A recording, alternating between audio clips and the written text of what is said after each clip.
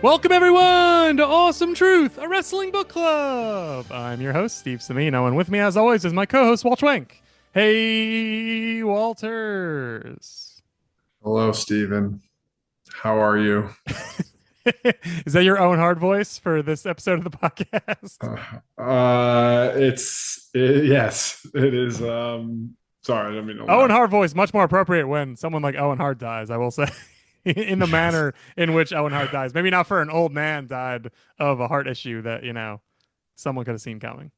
I am truly concerned about how you're doing, specifically about your boy. Well, he is my boy Terry. I have notes in my Awesome Truth sort of like file that I go to with the intro and all that stuff, and one of them just says "My boy Terry" in case I somehow forget that the "My boy Terry" is a joke we make on the show. Yeah, I'm not sure when that started or why, but it just stuck for reasons I'm not sure. Well, we've lost my boy Terry, so you're right. I mean, we can still say it, but it just will be slightly less relevant now because he's gone. As I'm sure you all know, one of the biggest news stories in recent wrestling history occurred in the last week. We lost Hulk Hogan. The immortal Hulk Hogan is immortal no longer, dead at 71. And while we didn't rush to do a eulogy episode or a death episode or whatever you want to call it, but obviously we knew that when we talked next, we were going to have to talk all about the Hulkster.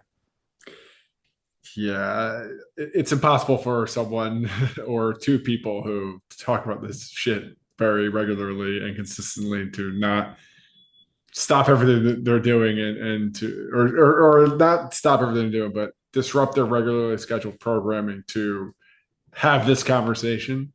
Um, Which so for this us is was a us watch doing it. along, so it was easy to say, well, we'll skip the watch along and talk Hogan. So Don't worry, you'll get your watch along. It's just next installment. But That's it. in case you were worried about about that, but yeah, I mean, this is worthy of discussion, mostly because of things that have come out since, people putting obituaries out, what it means. Obviously, things that we've talked about in the course of the 200 plus episodes we've done is what does Hulk Hogan mean? And now more than ever is a time to actually have that conversation and not just like in the context of the finger poke of doom or WrestleMania 93. This is a little bit different. Yeah, he's obviously involved in so much wrestling history. He's the catalyst and the reason behind so much wrestling history. And also he's one of the most prominent voices. Like I feel like most of the reason he comes up on this show is not necessarily even because we're talking about a Hulk Hogan subjects, but because Hulk Hogan is on some talking head bullshit, spouting some lie, and we're like, and then Terry comes and Terry tells some story about WrestleMania 9 that everyone knows is lies. Like he inserted himself. He didn't pop up and say, I'd like to comment like they would go to Hulk, obviously. But it was just whenever he spoke, you're like, there's a 90% chance this is made up. And so I think that was one of our biggest grapplings we had with Hulk Hogan on this show is just, God, this guy is just so full of shit and just cannot resist, the attention and like it seemed like it was just it burned itself into his brain. Like there might have been a point in time where he decided like I'm going to lie a lot. And then I think, at a certain point it became like this is just my reality and my reality trumps other realities. And so here's me telling my version as if it is, objectively the thing that happened. And so that's always a weird dynamic is just how his brain sort of worked and how being a wrestling superstar for so many years probably sort of broke and shaped his brain in that way. Yeah, Hulk Hogan, the myth maker, really made it a very hard exercise to determine, did this guy actually pass away or not? My internet feed was very schizophrenic when I first, so people started texting me. I'm like, I don't know what the hell you're talking about. Then you look it up on Google, and the first thing was just like Jimmy Hart says Hulk Hogan's in great health. I'm like, no, and which was said 24 hours, less than 24 hours since before the TMZ or other news outlets reported his passing. And I'm like, this is a perfect like wrestling, I guess, like I don't want to say demise, but just like what could be more perfectly wrestling than like everybody just like not believing that you died, which is also kind of sad because it reminds me of like the time Brian Pillman was announced dead and we were in middle school and all of our friends, specifically Tom Chelino, I don't know if he listens to this, was just like, no, no, no, he's gonna come out on Raw in a casket and he's gonna pop out and it's gonna be an angle. And like I haven't thought about wrestling death like that since that Brian Pillman moment until Hulk Hogan, because of everything we just said. Is just you never know what was true. He was always trying to jockey for a position in the news, and whether it's wrestling or otherwise, and also just like the fact that there was false reports of his health in health scares like a month ago, 2 months ago. So it's like I just don't know what was true or not, and even still, I'm a little skeptical. But Yeah. Well, it's, I mean, especially like Hogan, like you said, Hogan was such an attention seeker, such a, glutton for eyeballs and for people paying attention to him, and like just you can sort of understand that after so many years in the limelight. But just makes me think about Ric Flair too. Like Ric Flair has been rumored to be at death's door for a decade now, and just will not die and keeps looking like every time you see him, you're like, he looks close to death. Like it looks like death is coming for him, but he survives. And and Rick is even worse about that sort of just cannot, stay off social media, cannot stop talking, cannot stop chasing eyeballs. Like it's just they both have this sort of pathological in their own way need for people to recognize them and adoration. And it's just, I think Rick might have still have it a little worse, but it does like it's not out of the realm of possibility that Hulk Hogan faked his death or did some sort of media thing to drum up attention for his new wrestling promotion or whatever. Like there is a world where that could have happened. It's unlikely, but it's not like a 0% chance like it would be for anybody else. yeah, I've thought about this a lot. Not just the idea of like wrestling and wrestlers and those who, I mean, it's like one of two stories, right? It's what someone dies very prematurely and it's tragic, and it's like you've lost all these like latter years of X person, and then yeah, it just feels like the only other truth out there is this wrestler from the 80s and 90s or whatever doesn't, it continues to live their life and finds new and interesting ways to be like embarrassing and just like it's just a really bad look consistently for these and it's very similar, yeah, like you're saying Rick and Hulk, and I'm sure there's like plenty of other examples, but I think in the to me what separates the Hulk Hogan like retirement experience from Rick is like Rick, there's a level of Rick that like I'm not, this isn't me defending any bad or weirdness from him, but like there's just part of him that like just can't separate the reality versus the fantasy of Ric Flair. And I think that causes a lot of his like problems as like a 70-year-old man, like who's just like saying weird things on Twitter or like just pissing in like Tampa bars or whatever. Hogan, there's always been that level of like just extra meticulation, or just he's just like a little bit more, what's the word I'm looking for, just like he's just more conscious about like what he's doing and why, and calculated, I guess. Mm-hmm. And I think that's what separates like why the feelings of him is different than anyone else. It just feels it's crazy without, but it's less crazy, which actually makes it more crazy, if that makes sense. No, I very much understand what you're saying. Like when Hogan would lie, it felt like he was like a pathological liar, like he just, but it was calculated pathology, like it wasn't.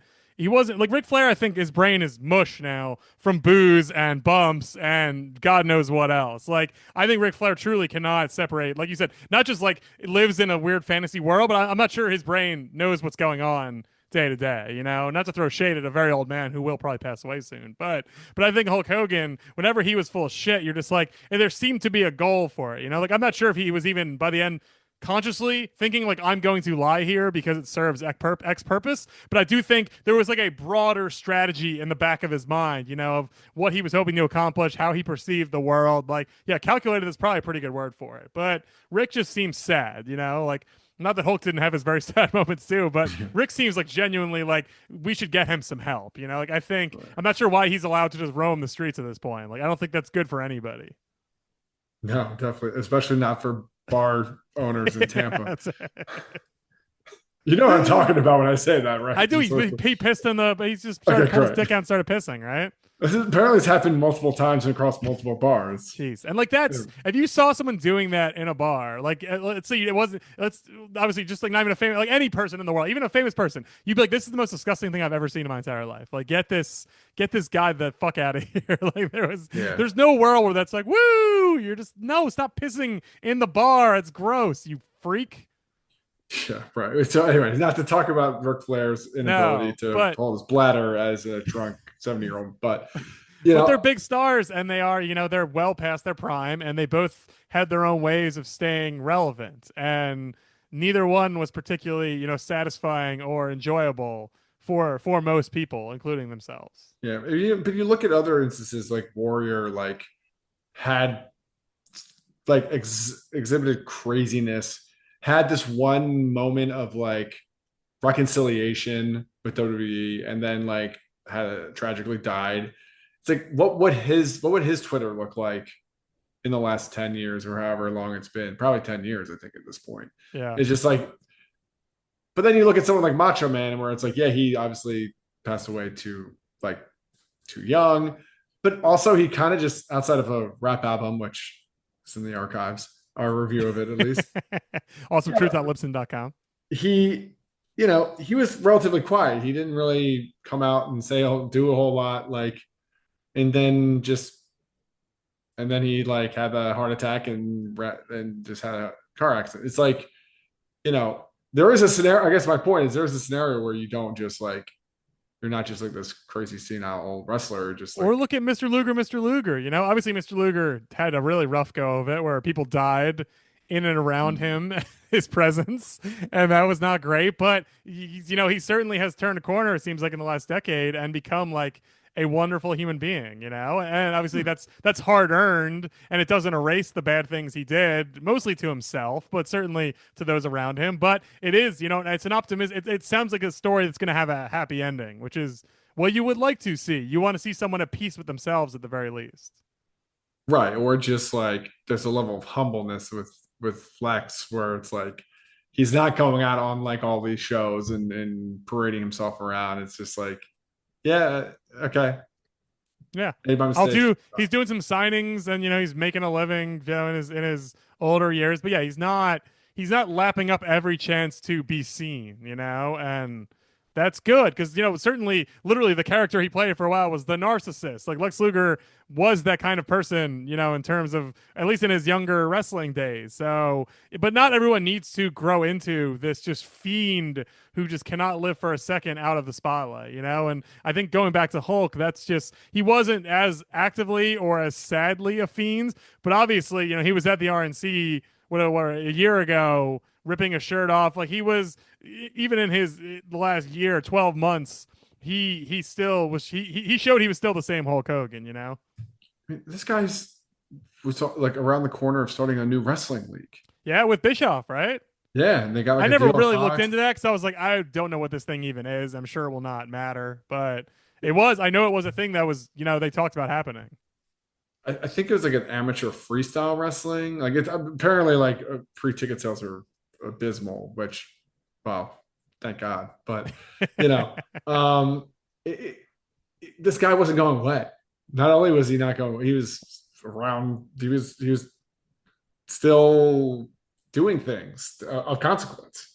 So Yeah. like, I mean, it's funny because we just talked about The Wrestler too. We talked about the movie about a guy who cannot stop and kills himself in the ring because he'd rather go out that way than live a sad life as a deli guy, or even have a sad life, but like a quote unquote normal life as a guy with a job and patching up with his family. Like he just needed that adoration so badly that he'd rather die than live without it. And the Hulkster certainly had that vibe. Like, and it's just so ironic with Hogan because like he was, maybe now, right, like, by metrics, like just in terms of like the fact that Cena and Rock are movie stars and Austin's Austin, like maybe he is not the biggest wrestler ever, but he certainly held that title for decades and is a man who just could not have been more famous and more rich and more loved and like it was not enough, like I don't, not to psychoanalyze a dead man who was very old and did a lot of things, but it just seemed like he never seemed like he never gave off the impression of like,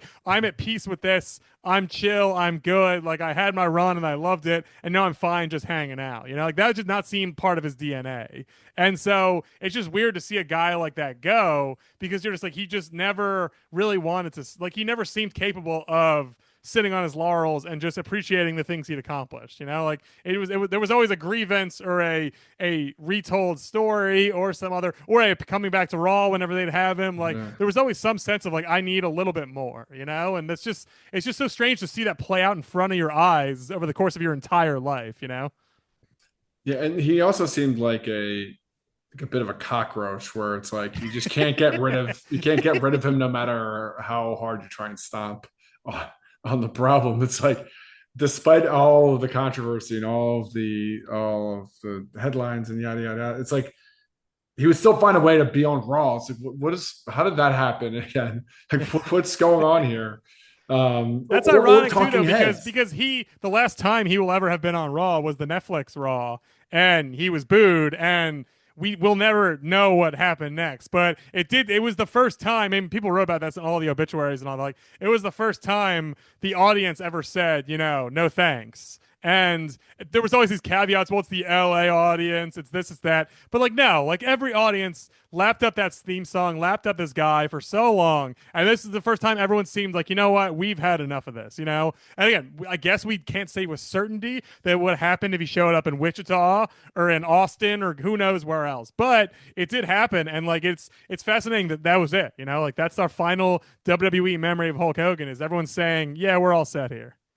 Right. And yeah, I think he tried to, yeah, he talking back of like, or backpedaling, oh, well, LA, I'm the heel. It's like, okay. Like, Yeah. Well, no, nobody really needed like Hulk Hogan's official statement on, on the yeah. situation. You But are a heel in life. Like a lot of people just do not like you because you've done a yeah, lot of controversial at best and otherwise racist and inappropriate and disgusting things. So people don't like you for those reasons. It's not a gimmick this time. It's just who you are as a man. I'm curious though, how many more times we see him. Like, is it now going to be weird to see an interview with him as a talking head? Like, you know, I feel like he's been filming these stories and these documentaries for so long that like it's like the WWE machine has like probably 100 hours of him just telling, I mean, lies, but stories for forever. So it's like, what does that mean? And how, is it would it be weird to hear an interview from him at this point? Yeah, it's a great I think it question too matters. because I have pulled up a bunch of obituaries and eulogies. Friend of the show, Josie Reisman, wrote something for the Hand Baskets, which is a blog that I enjoy about a fuck eulogy, she called it, Mm, on Hogan. Dave Shoemaker wrote something for The Ringer that was pretty good, a little more objective. Elizabeth Spires, who founded Gawker, wrote something for the New York Times. So these are all very good long form sort of things, reckoning with his legacy and all that. You should go read all of them if you care about this kind of thing. But it is the legacy thing from a wrestling perspective is going to be fascinating now because he's dead. So they sort of the story is over, in that sense. So do we now get they've always rumored a Hulk Hogan movie. Do we get a Hulk Hogan feature film? Be it like, a Netflix rush job or like, a in theaters, like they're making the Springsteen, like they made the Dylan movie, the Springsteen movie. Like they're clearly like if they can't get IP, they want to tell the story of human beings that are popular. That is basically IP now too. So do we see a Hulk Hogan movie finally? And is that Hulk Hogan movie triumphant? Or is it sad and weird?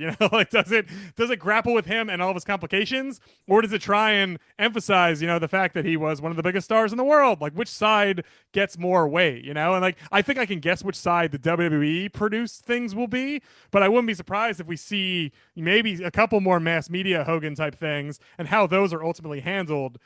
The story of a very complicated man, to say the least. wasn't there a Netflix Hogan biopic in the works that like Chris Hemsworth was like bulking up to be 80s Hogan? I believe that was the rumor for a long time. Yes. Those are rumors, so that's not actually a thing I don't in believe they ever got pre-pro. that like done, but he might have bulked up, which good for him, right? Like that's Oh, good. right. You Uh, you you can support that 100%. I don't know. I mean, he was Oh, already there is a Netflix documentary promises to reveal the unseen side of WWE legend Hulk Hogan. So there's a right. Netflix documentary that is coming out, but the biopic is not happening.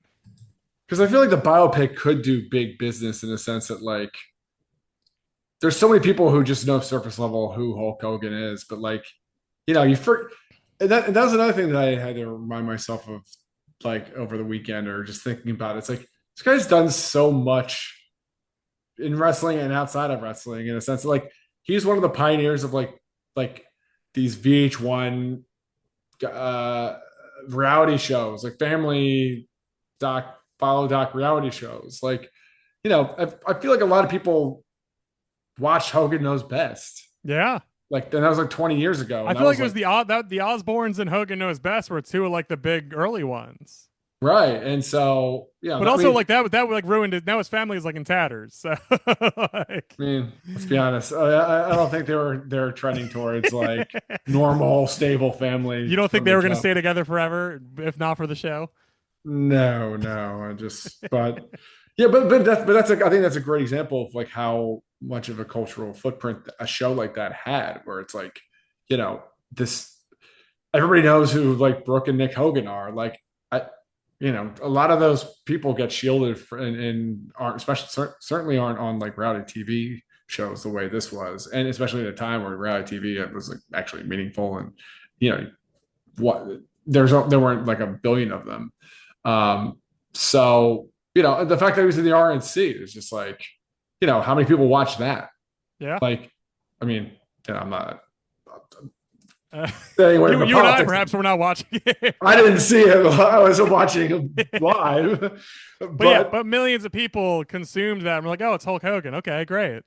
right. For better So, or worse. like this guy had like because of everything we said, the guy couldn't get out of like the public eye for better or for worse. Like as a result, there's just so much about him that exists that has nothing to do with him dropping a big leg on someone in Madison Square Garden. It's funny though when you think about like obviously he is a trailblazer in the sense that it would have been insane to make a movie with a wrestler in the lead role until Hulk Hogan came, and then Piper got some, and then obviously Rock just ran with it, and now it's a thing that happens relatively frequently. But like the bulk of Hogan's career, like what you're describing, these things that made him famous for sure and rich and well known are very like schlocky and sloppy and bad. Like he made a bunch of bad movies, he made a bad reality show. Like it's not like he ever did anything, and not that you need to do something critically beloved, not that it really matters at all. And it certainly didn't seem like Hulk's MO, but like nothing he really did anybody really liked, like they're all like cultural objects from long ago that we look at and like laugh. And that's sort of about it. None of them were even like that popular. Like Hogan Knows Best, arguably the most like popular objectively thing, like he made movies. Sure. Thunder Paradise was a syndicated show. The movies were all pretty dumb. Like he had a reality show, and that was kind of the height in terms of everybody like in the mainstream knowing him besides being a wrestler. Like it's just fascinating for all the things he accomplished, and certainly made it palatable for wrestlers to go and do other things. He just did so many things that were lowbrow and piss poor. Yeah. I mean, right. I mean, I'm not going to sit here and say the Gremlins cameo was like, groundbreaking, but, it definitely was something, Is I he in guess. Gremlins 1? I thought it was Gremlins 2. It might be Gremlins 2 because I watched Gremlins 1 recently, and he definitely is. I don't think he was in that. But you know what? The best thing he did, which I just watched recently, he obviously is in Rocky 3, but he's in Rocky 3. I always forget this timeline. He's not even Hulk Hogan yet. Like and he's not Hulk Hogan like what he became. He wasn't the champ. I don't think Vince had gotten. I believe Vince Senior fired him. So like it was well before any of the success with WWF. So it was the best thing he ever did, and probably the most popular thing he ever did. But he was just really just a wrestler who looked the part. He wasn't really Hulk Hogan at all. Now, is that a considered a lead role the same way that Macho Man had a lead role in Spider-Man? That's a great question. Just Probably to asking. me, yes. To me, it is basically it's a feature role. To be A fair, is what feature, Macho. not lead. Yeah, you're right. You Yeah, said Macho feature. knows he's not the lead. Toby's the lead, but he's featured for sure. And Right. I would say Well, Thunderlips is relatively featured, right? I mean, it's a big scene in that movie. It is. It's a great scene. But So but yeah, he just, he has this like he has this aura about him and this legacy about him in terms of his fame that is deserved, but it is also just like famous for the sake of being sort of famous. Like he hasn't done anything important in wrestling in 20 years. And even then, like he hasn't done anything super important since like even then, like that was a surprise after 5 6 years of nothing, and like it just in between there wasn't a lot. It's not like he kept himself relevant by like he just sort of was Hulk Hogan, and that was enough. And that's just a very weird sort of space. It's like he carved himself out a little pop culture corner and just lived there defiantly and powerfully for 30 years, and most people didn't even care, but they certainly knew him and they certainly would acknowledge his presence. But like it just he didn't earn it at all. He just sort of like beyond a initial atmospheric rise. Then he just sort of hovered in the up in space for a while and was there always. yeah, and that's you know, there's just nothing quiet about it. It's like you are always kind of reminded he's still here, and not like a pulse check, like, oh yeah, he's alive. It's like, no, he's alive, and he's gonna remind you of how he did this thing in a way that makes you question all validity of everything. He's going to be somewhere doing something. Maybe it's going to be wrestling. Maybe he's going to make a cameo in Spy Hard, the Leslie Nielsen movie. Like we just don't know. But it's going to be, there's going to be some way that he's going to stay on your radar as long as he draws a breath. Yeah, and so, which in some ways is actually like makes him quintessentially the perfect wrestler. Like both in the ring and outside the ring. It's like he's never gonna let you forget. Um, Yep. so He's never going to go away. He's never going to quit. Like he's always just going to be there. so in a, I guess in a like eulogy esque way, what is your favorite Hogan memory, and what's your least favorite Hogan memory? My favorite Hogan memory, and we might need to fact check this live on mic, but Mhm. I'm sure I brought this up at some point in 200 episodes, but you probably remember this too. There's an interview I believe he gives at WrestleMania 4, a pre-match promo. Do you remember this? Of course, I know When exactly where you're going with this. he talks about slamming Andre, and the Trump Plaza is gonna break into the ocean, and the Hulkamaniacs and Donald Trump are gonna climb onto Hulk Hogan's back, and he's gonna backstroke all of them to safety, and he backstrokes off camera, and that's the end of the interview. Jeez.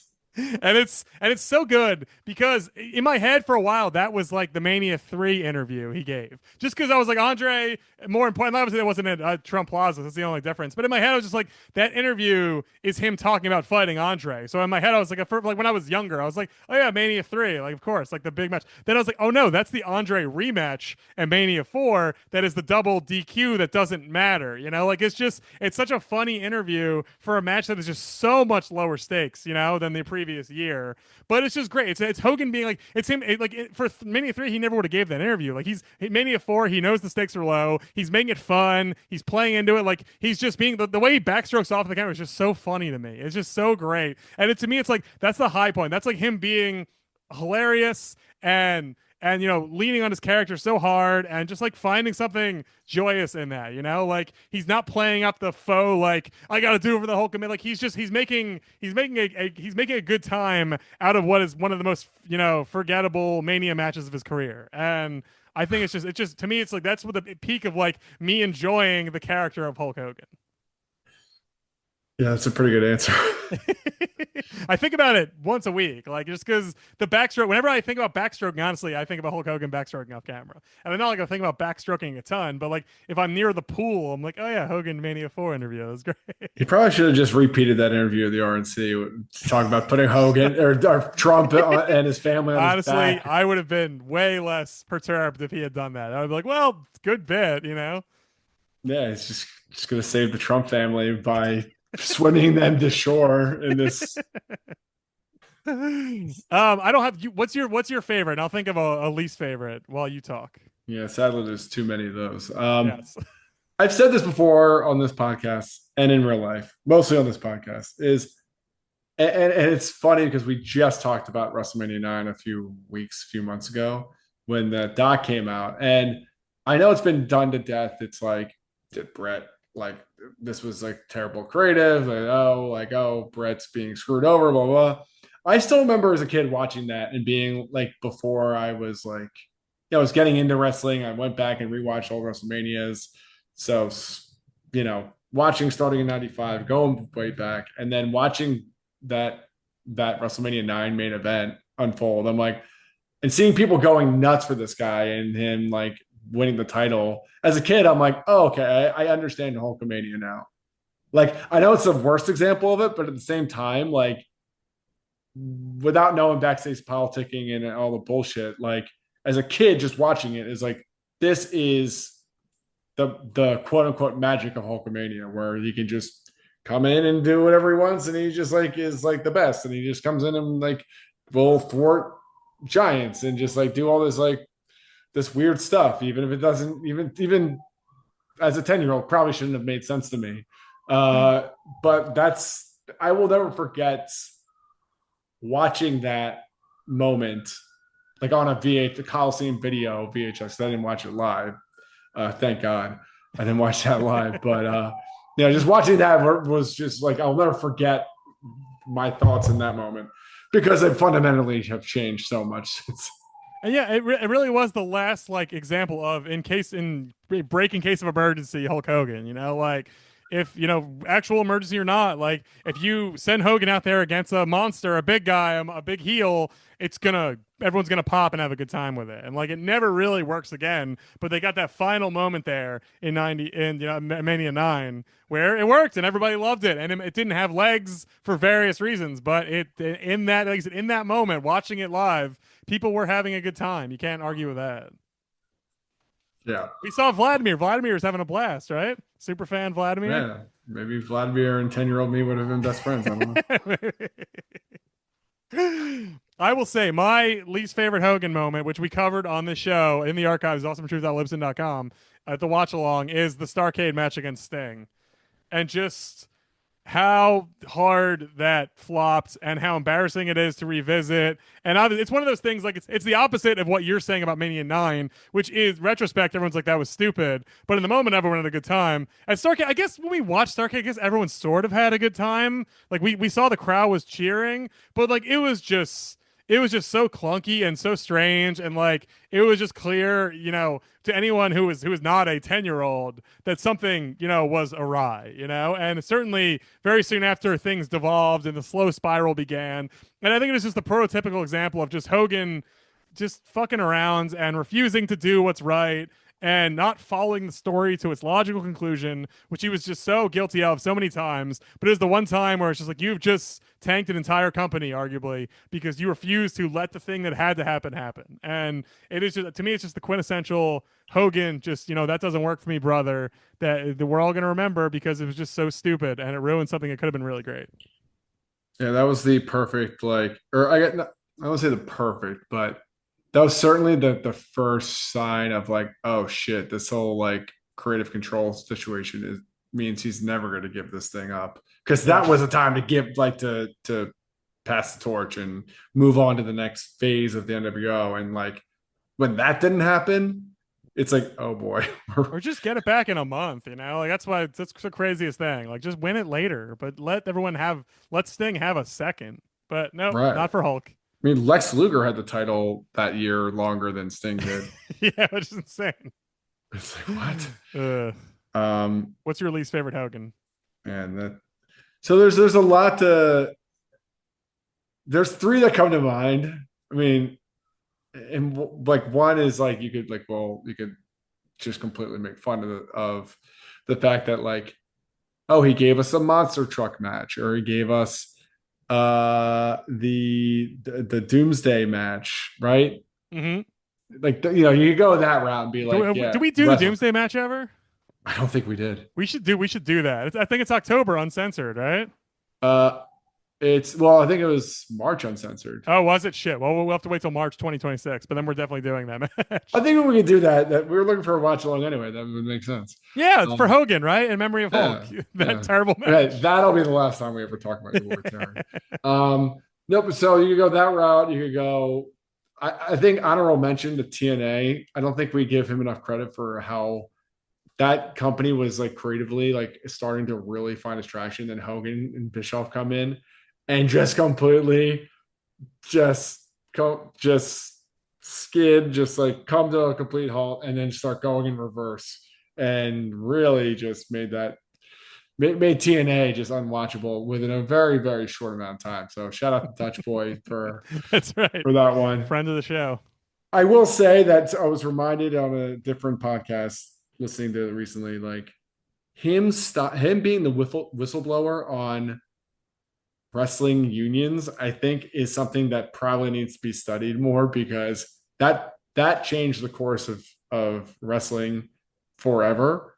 Because no one's ever brought that up since, and that was for whatever reason that was the only time we're ever going to talk about a union in wrestling. Yep. And that guy said, "No, that's not going to work for me, brother."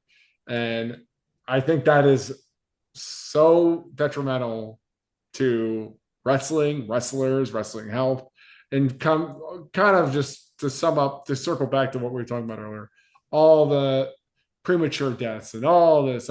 Maybe all that gets prevented if Jesse leads the charge with Hogan into Vince's office to unionize. Um, we'll never know. Yep.